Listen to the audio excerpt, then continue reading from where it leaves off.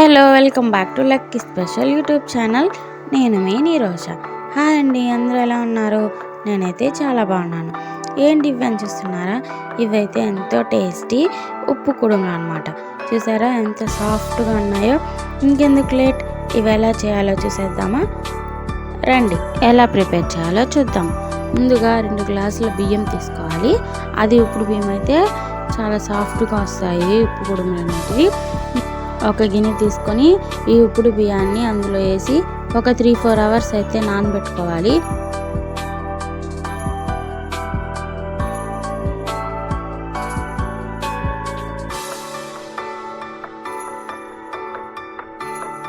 బాగా నానిన తర్వాత బియ్యంని వాష్ చేసుకొని మనం మిక్సీకి అయితే పట్టుకోవాలి.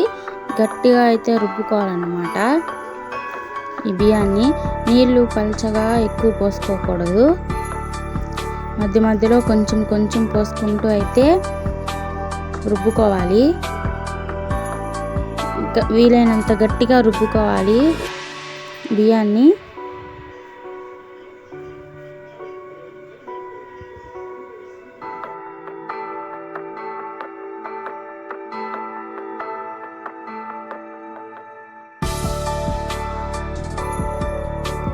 చూసారా, ఇంత గట్టిగా అయితే రుబ్బుకోవాలి. ఇంకా గట్టిగా రుబ్బుకున్నా కూడా పర్లేదు. మనం ఇలా పిండిని తీసినప్పుడు చేతికి రౌండ్గా రావాలి. వంట అనేది రౌండ్గా వచ్చేంత గట్టిగా రుబ్బుకోవాలి. నీళ్ళు ఎక్కువ పోసేసి రుబ్బుకున్నామంటే పల్చనైపోతుంది పిండి. అప్పుడు మనకు వంట అయితే రాదు.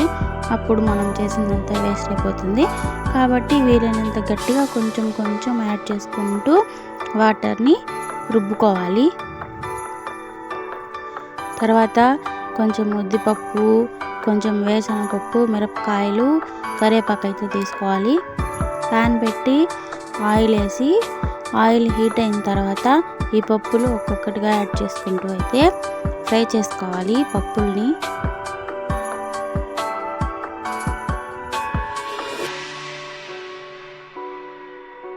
లో ఫ్లేమ్లో అయితే పప్పుల్ని ఫ్రై చేసుకోవాలి, లేదంటే పప్పులన్నీ మాడిపోతాయి. పప్పులు బాగా ఫ్రై అయిన తర్వాత మిరపకాయలు కూడా యాడ్ చేసుకొని అందులోనే ఫ్రై చేసుకోవాలి. మిరపకాయలు కూడా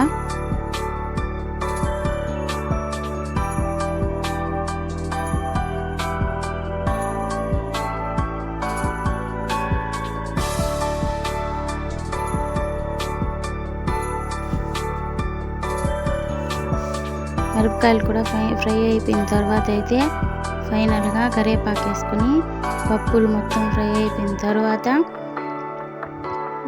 స్టవ్ ఆఫ్ చేసేసుకోవాలి. వీటన్నిటిని పక్కకు తీసి పెట్టుకోవాలి. అదే ప్యాన్లో కొంచెం ఆయిల్ యాడ్ చేసుకుని మనం రుబ్బు పెట్టుకున్న పిండిని అయితే కూడా అందులో వేసి ఫ్రై చేసుకోవాలి. ఎక్కువ ఫ్రై అవ్వాల్సిన అవసరం లేదు. జస్ట్ కొంచెం పిండి అనేది హీట్ అయ్యేంత వరకు ఫ్రై చేసుకుంటే సరిపోతుంది. ఇలా పిండిని ఫ్రై చేసుకోవడం అనేది అయితే ఆప్షనల్. మీకు ఓపిక ఉంటే ట్రై చేసుకోవచ్చు, లేదు అంటే పిండిని అలానే పచ్చి పిండిగా కూడా యూస్ చేసుకోవచ్చు. ఇలా పిండిని ఫ్రై చేసుకున్న తర్వాత 1 కప్పు కొబ్బరి తీసుకోవాలి. కొబ్బరి కూడా మీకు ఆప్షనలే. మీకు ఇష్టం లేదు అనుకుంటే కొబ్బరిని కూడా స్కిప్ చేసేయచ్చు. ఇలా పిండిని బాగా కలుపుకున్న తర్వాత అందులో మనం ఫ్రై చేసుకున్న పప్పులు, ఉప్పు వేసి అయితే కలుపుకోవాలి. ఉప్పు మాత్రం రుచికి సరిపడా కరెక్ట్గా వేసుకోవాలి, లేదంటే టేస్ట్ అనేది ఉండదు. ఈ ఉప్పుతోనే ఈ రెసిపీకి అయితే టేస్ట్ అనేది వస్తుంది.